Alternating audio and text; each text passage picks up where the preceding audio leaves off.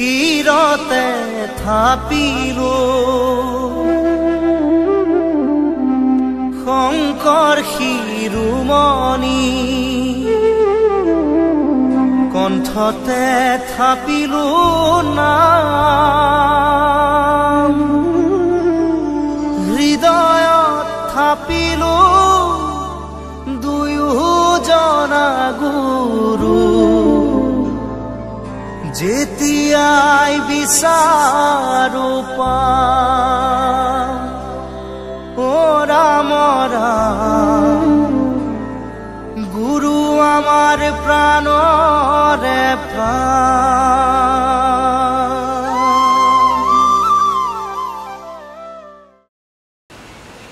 ঠিক তেনেদৰে আমি স্বতন্ত্ৰতা স্বাধীনতা যে বিচাৰিছোঁ, স্বাধীনতা আমাক কোনখিনিত লাগে? আপোনাৰ মোৰ হয়টোত বহি থকা মনটোৰ মালিক হৈছোঁ আপুনি মই, মনটো হৈছে মোৰ চাকৰ, নহয়নে? এতিয়া মনটোৰ মতে মই কাম কৰিব লাগে নে মোৰ মতে মনে কাম কৰিব লাগে? মালিকটো মই হয়, মোৰ মতে মনটো চলিব লাগিব। কিন্তু আমাৰ সচৰাচৰ কি হয়? মনটোৰ মতে মই চলোঁ। সেইটো হৈছে দাসত্বৰ আটাইতকৈ ডাঙৰ পৰাকাষ্ঠা। মই জানো যে এইটো অসৎ, এইটো অভক্ষণীয়, তথাপি মই কৰিবতো লগাত কৰোঁ। মানে মোতকৈ আৰু তাতোতকৈ ডাঙৰ দাস হোৱাৰ চাকৰ হোৱাৰ কি পৰাকাষ্ঠা আছে? সেইবাবে এইটো চিন্তা কৰা প্ৰয়োজন যে মই ঈশ্বৰৰ অংশভূত জীৱ হয়। কাৰণ যিটো শৰীৰৰ পৰিচয় দি থকা হৈছে, চাবচোন, সামান্য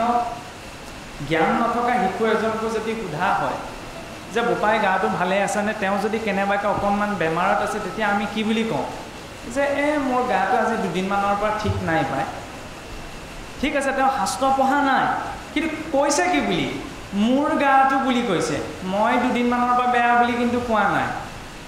তেওঁ নাজানি হ'লেও এইটো স্বীকাৰ কৰিছে, মোৰ গাটো আৰু মই এই দুটা বেলেগ বেলেগ বস্তু, হয়নে? মাত্ৰ সেইকণ সংবেদনশীলতা আমাৰ মনলৈ অহাটো প্ৰয়োজন যে মই বুলি যাক পৰিচয় দি আছোঁ, সেইটো প্ৰকৃততে মই নহয়, এই শৰীৰটো। আৰু এই শৰীৰটো আমি ঋণত পাইছোঁ। কাৰোবাৰ পৰা মই যেতিয়া 100 টকা এটা ধাৰত চলোঁ, তেতিয়াহ'লে সেই ব্যক্তিজনে 100 টকাটো যিকোনো কামত সহজে ব্যয় নকৰে। তেওঁ সেই 100 টকাটো বহুত সতৰ্কতাৰে খৰচ কৰিব, কাৰণ তেওঁ জানে যে লোকৰ পৰা তেওঁ ধাৰত চলি আছে। এতিয়া আপুনি ময়ো আৰ্থিকভাৱে মানসিকভাৱে কাৰোবাৰ ধাৰত নচলিব পাৰোঁ, কিন্তু শৰীৰটোত আপুনি মই ধাৰে চলি আছোঁ, কাৰণ এইটো ধাৰে পোৱা বস্তু। কেনেকৈ পোৱা হৈছে? যেতিয়া বসুমতীত প্ৰথম অন্ন উৎপন্ন হৈছে, নহয়নে?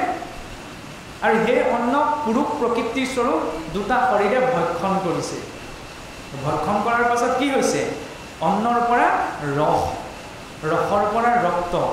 ৰক্তৰ পৰা মাংস, মাংসৰ পৰা মেদ, মেদৰ পৰা অস্থি, অস্থিৰ পৰা মজ্জা, মজ্জাৰ পাছত বীৰ্য,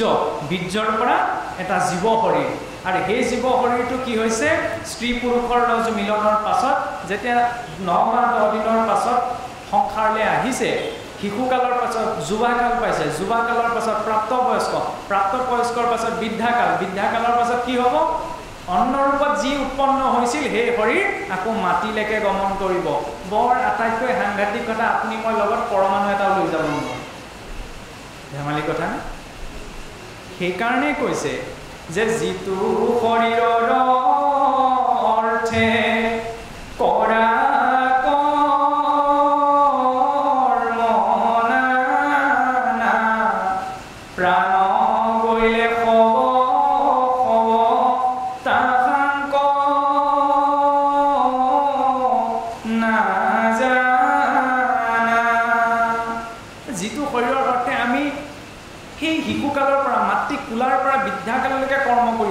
কিন্তু এই শৰীৰটো কিন্তু অন্তিম সময়ত আমি লগত লৈ যাব নোৱাৰোঁ বা অন্তিম সময়ত লগত নিদিয়েগৈ। আৰু এই নাক কাণ চকু সকলো ভালে থাকোঁতে ঈশ্বৰমুখী হ'বলৈ কিয় গুৰুত্ব এটা দিয়া হৈছে? কাৰণ এইটো প্ৰশ্ন আপোনালোকে মনতে আমি ভাবিব পাৰোঁ। এই যে ইমান কৃষ্ণ কৃষ্ণ, ইমান ভগৱান ভগৱান কৈ থাকে, যে মৰাৰ পাছত যদি কেনেবাকৈ গম পাওঁ ভগৱান বোলে একোৱেই নাই, তেতিয়াহ'লে গোটেই জীৱন আমি গীতা শাস্ত্ৰ এইবোৰ ইমান চৰ্চা কৰি, ইমান পাঠ কৰি, ভগৱানৰ নাম গাই যিখিনি গ'ল সকলো অথলে গ'ল নে? কিন্তু তথাপি আমি লাভত আছোঁ, কাৰণ মৰাৰ পাছত যদিও কেনেবাকৈ গম পাওঁ যে ভগৱান বোলে একো নাই, গোটেই জীৱনটোচোন তেওঁৰ গুণনাম গাই আনন্দতেই পাৰ হ'ল, কিবা লোকচান হ'ল জানো? তিথি বাৰ এইবিলাক পালন কৰোঁতে যোন আনন্দতেই পাৰ হ'ল। কিন্তু যিজনে ভাবিছে যে গুৰু গোসাঁই একো নাই, মৰাৰ পাছত যদি গম পাবলৈ হয় বোলে ভগৱান বোলে কিবা এটা আছে, তেওঁৰ গতিটো কি হ'ব বাৰু? সেইকাৰণে কিছুমান কথা সৰলতাৰে মানি লোৱাটো প্ৰয়োজন কাৰণ আপুনি মই ঘৰটোত চিচি কেমেৰা এটা বা দুটাহে লগাইছোঁ ভগৱন্তৰ 14টা চিচি কেমেৰা আপোনাক মোক লগাই দি পঠাইছে নহয়নে সেই 14টা চিচি কেমেৰা কি অকণমান বৰ্তমানৰ ধাৰাটো ব্যৱহাৰ কৰি আছোঁ আৰু ক'বলৈ এই যে আপোনাৰ মোৰ শৰীৰটোত ইন্দ্ৰিয়সমূহ আছে এই ইন্দ্ৰিয়সমূহত একজন দেৱতা অধিষ্ঠিত হৈ আছে নহয়নে নাসিকাত অশ্বিনী কুমাৰ নেত্ৰত আদিত্য কৰ্ণত দিগগণ জিহ্বাত বৰুণ মুখত অগ্নি পদত বিষ্ণু হস্তত ইন্দ্ৰ বুদ্ধিত বাসুদেৱ মনত চন্দ্ৰ অহংকাৰত ৰুদ্ৰ লিংগত প্ৰজাপতি গুহ্যত মিত্ৰদেৱ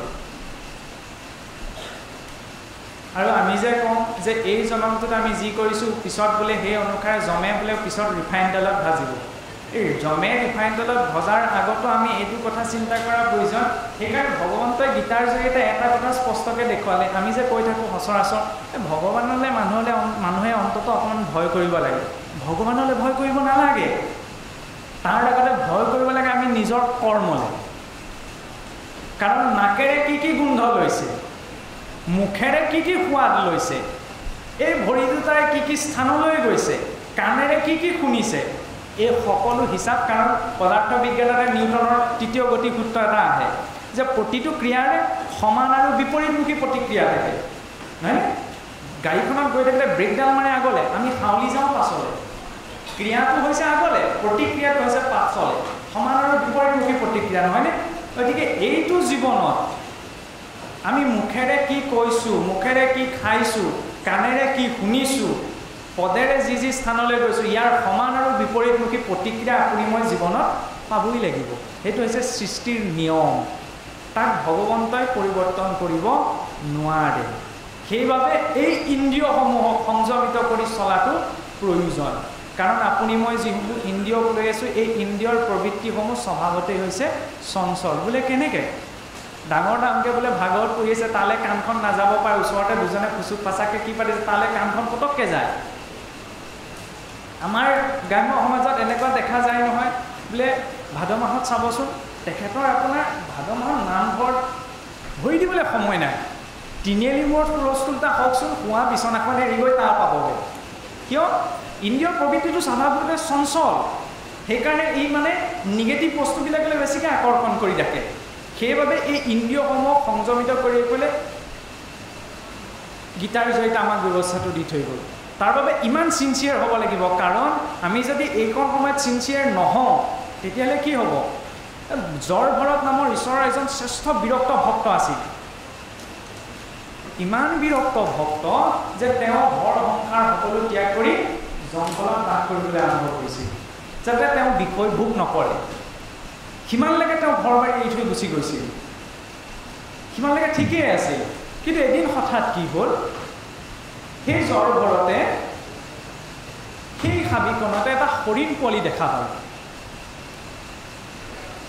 আৰু হৰিণ পোৱালিটো দেখা পাই কি হ'ল জ্বৰ ঘৰতৰ সেই হৰিণ পোৱালিটো ইফালে সিফালে চাই দেখিলে যে তাত হৰিণ পোৱালিটোৰ মাক দেউতাক বা মাকজনীৰ ওচৰতে নাই তেতিয়া তেওঁ ভাবিলে যে এই অতব্য হাবিখনত এই পোৱালিটো যদি ইয়াত অকলে থাকে বাঘ সিংহই পালে ইয়াকটো খাই পেলাব লাহেকৈ পোৱালিটোক ধৰি পেলাই আশ্ৰমলৈ লৈ আনিলে আৰু আশ্ৰমতে হৰিণ পোৱালিটোক ডাঙৰ দীঘল কৰিবলৈ ধৰিলে আৰু তেনেদৰে দিন কটাওঁতে জ্বৰ ভৰতৰ যেতিয়া অন্তিম সময় আহি উপস্থিত হ'লে মানে মৃত্যু সজ্জাত পৰিলে মৃত্যু সজ্জাটো তেওঁ এটা কথাই ভাবিলে যে মইতো অকণমান পাছতে মৰি থাকিম এতিয়া হৰিণ পোৱালিটো কোনে চোৱা চিতা কৰিব যি জ্বৰ ভৰতে বিষয় ত্যাগৰ নামত সমস্য ৰাজ্য পৰিয়াল ত্যাগ কৰি গুচি গৈছিল সেই জ্বৰ ভৰত এতিয়া কাৰ মুহত আসক্ত হ'বলগীয়া হ'ল সেই হৰিণ পোৱালিটো আৰু অন্তিম সময়ত সেই হৰিণ পোৱালিটোক চিন্তা কৰি শৰীৰ এৰা কাৰণে তেওঁ এই জন্ম মৃত্যু জৰাবেদী চক্ৰটোৰ পৰা পাছ হৈ যাব লাগিছিল যিটো সাধনা কৰিছিল যে ঘৰ সংসাৰ সকলো এৰি থৈ গুচি আহিছিল কিন্তু সেই সামান্য হৰিণ পোৱালিটোত মোহ যোৱাৰ বাবে তেওঁ আকৌ হৰিণৰ শৰীৰলৈ খহি পৰিব লগা হ'ল কম ডাঙৰ কথানে তেতিয়াহ'লে ভাবি চাওক এইকেইটা দিন কম গেলা গৰম হৈছেনে এই গেলা গৰমত যদি আমি 10 জনৰ পাছত লাইন পাতি থাকিব লগা হয় তেতিয়াহ'লে আপোনাৰ মোৰ কেনেকুৱা অৱস্থা হ'ব এতিয়া আমি যেটো কবলে বিচাৰিছো ইয়াত 10 জনৰ পিছত লাইন পাতিব নেলাগে স্থাবৰং বিঞ্চতে লক্ষ্যম জলজন নবলক্ষকম কুৰ্মাঞ্চ নবলক্ষঞ্চ দশলক্ষিঞ্চ পক্ষিনঃ ত্ৰিঞ্চ লক্ষঞ্চ পকুনঞ্চ চতুৰ্লক্ষঞ্চ বানৰা ততু মনুষ্যতাং প্ৰাপ্য ততঃ কৰ্মাণি সাধৈ যে প্ৰথম স্থাবৰং বিঞ্চতে লক্ষ্যম অৰ্থাৎ গছ গছনি ইত্যাদি শৰীৰক স্থাবৰ বুলি কোৱা হৈছে সিহঁততো প্ৰাণ শক্তি থাকে গছ গছনিটো যে প্ৰাণ শক্তি থাকে এই কথাটো কিন্তু বিজ্ঞানে 1935 চনতে জগদীশ চন্দ্ৰ বসু নামৰ এজন ভাৰতীয় বিজ্ঞানে প্ৰমাণ কৰি দেখুৱালে কিন্তু আমাৰ শাস্ত্ৰত সেই তথ্য পূৰ্বৰে পৰা আছে যে গছ গছনিটো সেই প্ৰাণ শক্তি থাকে আৰু জীৱই প্ৰথম যিদৰে আমি প্ৰথম শ্ৰেণী দ্বিতীয় শ্ৰেণী পাছ কৰি আহি পেলাই উদ্ধৰ শ্ৰেণীসমূহলৈ গৈ থাকো ঠিক তেনে প্ৰথম জীৱই কি ৰূপত জন্ম গ্ৰহণ কৰিব লগা হৈছে গছ গছনি ইত্যাদি জড় শৰীৰ ৰূপত আৰু তাতো এবাৰ দুবাৰ নহয় 20 লাখ বাৰ জন্ম মৃত্যু সেই গছ গছনি শৰীৰত অহা যোৱা কৰাৰ পাছত আমি তাৰ পৰা পাছ কৰিছো কি হলে জলজ শৰীৰ জলজন্ম লক্ষ্যকম যেতিয়া তুলসী বৃক্ষৰ ওপৰত বোলে জীৱই জন্ম গ্ৰহণ কৰে আৰু সেই তুলসী বৃক্ষৰ যেতিয়া স্বাভাৱিক মৃত্যু ঘটে এনে নহয় যে মই কাটি পেলাই উঘালি পেলালো যদি সেই স্বাভাৱিক মৃত্যু লাভ কৰিছে তেতিয়া সেই জীৱ উত্তীৰ্ণ হৈ জলজ শৰীৰলৈ আৰু সেই জলজ শৰীৰত জলজন নবলক্ষকম জলজ শৰীৰত পুনৰ 9 লাখ বাৰ জন্ম মৃত্যু ভ্ৰমণ কৰিব লগা হয় আৰু জন্ম মৃত্যু 10 লাখ বাৰ ভ্ৰমণ কৰাৰ পাছত যেতিয়া তেওঁ সংখজনী প্ৰাপ্ত কৰে তেতিয়াহলে তেওঁ উত্তীৰ্ণ হয় উভচৰ জনীলৈ পুনৰ উভচৰ জনী কুৰ্মাঞ্চ নবলক্ষঞ্চ 9 লাখ বাৰ জন্ম মৃত্যু গ্ৰহণ কৰিব লগা হয় আৰু যেতিয়া কশ্যপ অৰ্থাৎ কুৰ্ম শৰীৰ প্ৰাপ্ত কৰে তেতিয়া সেই জীৱৰ উত্তীৰ্ণ হয় পক্ষীকুললৈ দশলক্ষঞ্চ পক্ষিনঃ 10 লাখ বাৰ ভিন্ন পক্ষীৰ ৰূপত জন্ম গ্ৰহণ কৰিব লগা হয় ইয়াৰ পাছত যেতিয়া ময়ূৰ পক্ষীৰ শৰীৰ প্ৰাপ্ত কৰে আৰু সি যেতিয়া স্বাভাৱিক মৃত্যু প্ৰাপ্ত কৰে তেতিয়া সেই পক্ষীৰ উত্তীৰ্ণ হয় পশু শৰীৰলৈ 30 লক্ষঞ্চ পশুনঞ্চ 30 লাখ বাৰ পশু শৰীৰ অতিক্ৰম কৰাৰ পাছত কি হয় চতুৰ্লক্ষঞ্চ বানৰা 4 লাখ বাৰ বনত বাস কৰা লোকৰ শৰীৰ পোৱাৰ পাছত ততু মনুষ্যতাং প্ৰাপ্য তাৰ পিছত তেওঁ মনুষ্য হোৱাৰ সুযোগ পায় কম ডাঙৰ কথা নে বোলে কোনে দেখিছে এইবিলাক কথা কাৰণ আজিকালি যুক্তিবাদী মন্ত্ৰে তেনেকুৱা বিলাক যিবিলাক কথা আমি হৃদয়েৰে বিচাৰ কৰিব লাগে সেইবিলাক কথা আমাৰ মগজুটো লগাই থৈ দিওঁ আৰু যিবিলাক কথা আমি বুদ্ধিৰে বিচাৰ কৰিব লাগে তাত আমি হৃদয়খন লগাই থৈ দিওঁ সংসাৰৰ কামবিলাক আমি বুদ্ধিৰে বিচাৰ কৰিব লাগে তাত আমি হৃদয়খন লগাই থৈ দিওঁ সেইকাৰণে বাৰে বাৰে ঠগন খাওঁ কিন্তু ঈশ্বৰমুখী কামসমূহত আমাৰ নিজৰ হৃদয়খন দিব লাগে তাত বুদ্ধিটো লগাই থৈ দিওঁ সেইকাৰণে এইটো কুৱেশ্যন কৰোঁ এই ভাগৱত শুনি থাকিলে কি লাভ হ'ব তাত আমি লাভটো চাওঁ নহয় দায়িত্ব পুত্ৰৰ দায়িত্ব হৈছে পিতৃৰ কথা শুনা ভগৱন্ত হৈছে সমস্ত জীৱকুলৰ সমস্ত সৃষ্টিৰ পিতৃ অহম বীৰ্যস্পদ পিতা আৰু তেওঁ সেই সৃষ্টিৰ বিধানসমূহ আমাক প্ৰকাশ কৰিছে গতিকে সেইখিনি শুনাটো আমাৰ বাবে দায়িত্ব আৰু কৰ্তব্য আৰু যাই হওক তেতিয়াহ'লে আপুনি মই যদি ভাবি চাওঁ 10 জনৰ পাছত যেতিয়া আমি লাইন পাতি থাকিবলৈ অশান্তি অনুভৱ কৰোঁ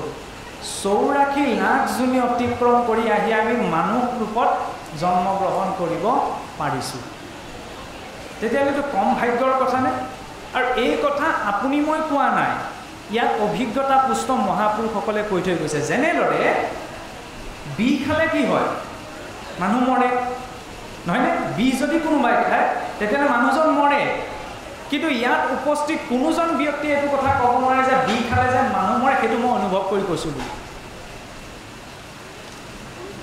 আমি তেতিয়াহ'লে কিহৰ বেচিছত এই কথাটো কৈছোঁ যে বিষ খালে মানুহ মৰে কাৰণ ক'ৰবাত চাগে আমি তেনেকুৱা এটা পদাৰ্থ খালে কোনোবা এজন মৃত হোৱা দেখিছোঁ নহ'লে অভিজ্ঞ ডাক্তৰসকলে কৈছে যে এই পদাৰ্থটো বিষাক্ত এইটো খালে মানুহজন মৰে তেতিয়াহ'লে তেওঁৰ কথাক যেতিয়া বিশ্বাস কৰিছোঁ জগতৰ ঈশ্বৰৰ কথাখিনিকো বিশ্বাস কৰাৰ প্ৰয়োজন হয়নে নহয় সেইবাবে সৰলতাৰে এইখিনি কথা মানি লোৱাটো প্ৰয়োজন কাৰণ মহাপুৰুষসকলে গোটেই জীৱন উচৰ্গা কৰি এইখিনি তথ্য আমাক দি থৈ গৈছে কিছুসকলে কয় বোলে ইমান কেলে চিন্তা কৰিলে ভোগ কৰিব লাগে আৰু জীয়াই থাকিব লাগে এইটো যে পশুৰ সিদ্ধান্ত নহয়নে আমি সঁচাকৈও যদি ভাবি চাওঁ আহাৰ ভয় নিদ্ৰা মৈথুনঞ্চ আহাৰ মেতত সামান্য মেতত পশুভি নৰানা যে আহাৰ খোৱা বোৱা ভয় নিদ্ৰা মৈথুন ইত্যাদি কৰ্মৰ ক্ষেত্ৰত অন্য জীৱৰ মানুহৰ মাজত 0.1% পাৰ্থক্য নাই এটাই পাৰ্থক্য আছে মানুহে যেনিবা এইখিনি অকণমান ইউনিফৰ্মকৈ কৰে অৰ্গেনাইজ ফৰ্মত কৰে গৰু ছাগলীয়ে যেনিবা সেইখিনি অৰ্গেনাইজকৈ নকৰে নহয় জানো আহাৰ ভয় নিদ্ৰা মৈচুন তেতিয়াহ'লে আমি যদি এই সিদ্ধান্তটো লৈ জীৱনটোত আগবাঢ়িছোঁ যে কেৱল ভোগ কৰিব লাগে আৰু জীয়াই থাকিব লাগে এইটো হৈছে পশুৰ সিদ্ধান্ত আৰু তাৰ ফলত সেইকাৰণে চাবচোন যে আমাৰ এই মানুহ জাতিটোক বুজাবলৈ শাস্ত্ৰত কি বুলি কৈছে মনুষ্য শব্দটো প্ৰয়োগ হৈছে দুখন হাত দুটা ভৰি থাকিলে তেওঁ মনুষ্য বুলি কোৱা নহয় কাৰণ আমি যদি চাওঁ দৈত্যবিলাকোচোন দুখন হাত দুটা ভৰি থকা তেওঁলোককনো দৈত্য বুলি স্পেচিফিককৈ কেলৈ ক'লে অসুৰ বুলি স্পেচিফিককৈ কেলৈ ক'লে স্বৰ্গৰ ৰজা ইন্দ্ৰচোন দুখন হাত দুটা ভৰি থকা তেওঁকনো দেৱতা বুলি কেলৈ ক'লে আপোনাক মোকতো মনুষ্য বুলি কেলৈ কৈছে কাৰণ নিজৰ নিজৰ গুণ বৈশিষ্ট্যৰ জৰিয়তে আমি মনুষ্য হ'ব লাগিব আৰু মনুষ্য হোৱাৰ মূল লক্ষণ কি মূল উদ্দেশ্য কি যে তেওঁ ঈশ্বৰৰ অস্তিত্ব স্বীকাৰ কৰি নিজৰ জীৱনৰ কৰ্মসমূহ কৰিছে ঈশ্বৰক বিশ্বাস নকৰা নাস্তিকজনতকৈ সেইজন আস্তিক আটাইতকৈ ভয়ংকৰ মই এতিয়া আস্তিক নহয় ঈশ্বৰত বিশ্বাসী কিন্তু ময়ো মহা অধম হ'ব পাৰোঁ কেতিয়া মহা অধম হ'ম আপুনি যেনিবা ঈশ্বৰক নামানে কিয় নামানে নিজৰ জীৱনৰ কিছুমান পোৱা নোপোৱাৰ ওপৰত ভিত্তি কৰি আপুনি কৈছে যে মোৰ ঈশ্বৰৰ অস্তিত্বৰ ওপৰত শংকা আছে ঠিক আছে আপোনাৰ সিমান দুখ নাই কিন্তু মই ঈশ্বৰত বিশ্বাসী নহয় ঈশ্বৰত বিশ্বাসী হৈ এতিয়া মই লাহেকৈ নামঘৰৰ পৰা লাহেকৈ সন্মুখৰ পৰা ভোজনীটো আহোঁতে দক্ষিণাটো মোক ধাৰাইখনৰ ওচৰত থৈ আহিছোঁ নি মিঠৈকেইটাৰ লগত লাগি পেলাই মোকচোন ভগৱলী ভাগ এটা নিদিলে সেই বুলি মই বাক বিতণ্ডা কৰিছোঁ নি তেতিয়াহ'লে মই আটাইতকৈ দুৰ্ঘূৰ নাস্তিক কাৰণ কাৰ সন্মুখত সেইখিনি মই কপটতা প্ৰকাশ কৰিছোঁ ভগৱন্তৰ সন্মুখত মই ভগৱন্ত আছে বুলি ভাবিবই পৰা নাই তাতকেতো মই নাস্তিক হোৱাটোৱেই শ্ৰেয় সেইকাৰণে ভগৱন্তক মানিলেও সঁচাকৈ মনাটো প্ৰয়োজন যে তেওঁ আছে আৰু তেওঁ যে আছে তাৰ আটাইতকৈ ডাঙৰ অনুভৱ আমি কিদৰে কৰিব পাৰোঁ এতিয়া আপুনি মই যে ইয়াত বহি আছোঁ প্ৰতি 2 ছেকেণ্ডত পৃথিৱীৰ পৰা এজন মানুহ মৰি আছে মৰি গৈ আছে দিনটোত 1.5 লাখতকৈ বেছি মানুহ মৰে কম ডাঙৰ কথা নে আৰু আপুনি মই স্বাধীনতাৰ ক্ষেত্ৰত ইমান স্বীকাৰ কৰিব লাগিব যে আপুনি মই নিজ ইচ্ছাৰে 1 ছেকেণ্ডৰ বাবে উশাহ এটা লোৱাৰ বাবেও স্বাধীন নহয় গোটেই বিশ্ব ব্ৰহ্মাণ্ডৰ সা সম্পত্তি ভগৱন্তক দিও আমি 1 ছেকেণ্ডৰ উশাহ এটা ক্ৰয় কৰিব নোৱাৰোঁ নহয়নে কম ডাঙৰ কথা নে তেতিয়াহ'লে আমি ভগৱন্তৰ ওচৰত কৃতজ্ঞ হোৱাটো প্ৰয়োজন হয়নে নহয় তো ভগৱন্তই আপোনাক মোক ইমান এটা সুন্দৰ শৰীৰ দিছে হয়নে ভিতৰত ইমান দামী দামী যন্ত্ৰ পাতি লগাই দিছে কিডনি লিভাৰ এইবিলাক আমি সহজে লাখ টকা দিলেও কিনি আনিব নোৱাৰোঁ হয়নে আৰু কেনেবাকৈ এই ছিষ্টেমটো যাবলৈ হ'লে আৰু সংসাৰত বেলেগ পাবলৈ ভোগ কৰিবলৈ একো নাথাকে গতিকে ঈশ্বৰৰ ওচৰত আমি প্ৰতিটো ছেকেণ্ডৰ বাবে কৃতজ্ঞ হ'ব লাগে প্ৰভু ধন্যবাদ এই জীৱনটো দিয়াৰ বাবে এই দিনটো দিয়াৰ বাবে সেই কৃতজ্ঞতাৰ ভাৱটো যদি অন্তৰত আছে তেতিয়াহ'লে বেলেগকৈ একো শাস্ত্ৰ পঢ়াৰ প্ৰয়োজন নাথাকে জৰুৰী নহয় যে মই আপোনালোকৰ সন্মুখত কৈ থকাই মাধুৰ্যই জ্ঞানী হ'ব পথৰ ভিক্ষাৰীজন মোতকৈ বেছি জ্ঞানী হ'ব পাৰে কাৰণ তেওঁ জীৱনটোক অনুভৱ কৰিছে সেইবাবে বৈষ্ণৱ দৰ্শনত এইটো কোৱা হৈছে কেতিয়াও ভক্তজনে জাতি কুল অভিমান ধৰ্ম জ্ঞানত কেতিয়াও অহংকাৰ প্ৰকাশ কৰিব নালাগে কাৰণ এইবিলাকৰ জৰিয়তে আমি ঈশ্বৰৰ ফেৰ মাৰিব নোৱাৰোঁ ঈশ্বৰৰ ওচৰত মাত্ৰ এটাই কৃতজ্ঞতা আমি কৃতজ্ঞতাপূৰ্ণ জীৱন যাপন কৰিব লাগে যে তেওঁ যে আপোনাক মোক জীৱনৰ প্ৰতিটো ছেকেণ্ড দিছে ইমান এখন সুন্দৰ সৃষ্টি দিছে এই সৃষ্টিখনত সেইকাৰণে ঈশ্বৰে যিবিলাক নিষেধ কৰিছে সেইবিলাক আমি এৰাই চলাটো প্ৰয়োজন উদাহৰণস্বৰূপে ঈশ্বৰে কিখিনি নিষেধ কৰিছে ঈশ্বৰে বেয়া শব্দ নকয় সেইটোলে আমিও বেয়া শব্দ ক'ব নালাগে নহয়নে নহ'লে কেতিয়াবা দেখা যায়চোন চাবচোন আমাৰ এই নতুনকৈ মাত ফুটা ল'ৰাটোকো পাৰিলে কোনোবাই এজনে বিশেষকৈ আমাৰ গ্ৰাম্য সমাজত কেতিয়াবা দেখা যায় বেয়া মাতটাহে প্ৰথমতে শিকাবগৈ ৰাম বা কৃষ্ণ বুলি ক'বলৈ কিন্তু নিশিকায় 10জনৰ আগত বেয়া মাতটো মাতিবলৈ লাজ নকৰে কিন্তু ৰাম বা কৃষ্ণ বুলি ক'বলৈ কিন্তু লাজ কৰে সমস্যা সেইখিনিতেই ভগতৰ সমাজত আমি কৃষ্ণ কৃষ্ণ কিন্তু কাহানি বা ঘৰৰ মিতিৰ কুটুম্বৰ সৈতে কথা পাতোঁতে বোলে কৃষ্ণ ভালে আছেনে বুলি কৈ পাইছোনে সেইখিনিত আমাৰ লজ্জাবোধ হয় ভকত হোৱাটো বিচাৰোঁ কিন্তু মোৰ ঘৰৰ ল'ৰাটো নহয় মোৰ কাষৰ ঘৰৰ ল'ৰাটো কাৰণ ভকত বুলি ক'লে আমি সচৰাচৰ কি ভাবি থকা হয় বোলে নাম গুণ গাই ঘূৰি ফুৰা এজনেই ভকত সেয়া নহয় সেইখিনি সামাজিক কৰ্মহে নহয় জানো ভক্ত হ'বলৈ হ'লে সমাজে যদি আজ্ঞা দিয়ে তেতিয়াহ'লে তেওঁ সামাজিক কৰ্মখিনি কৰিব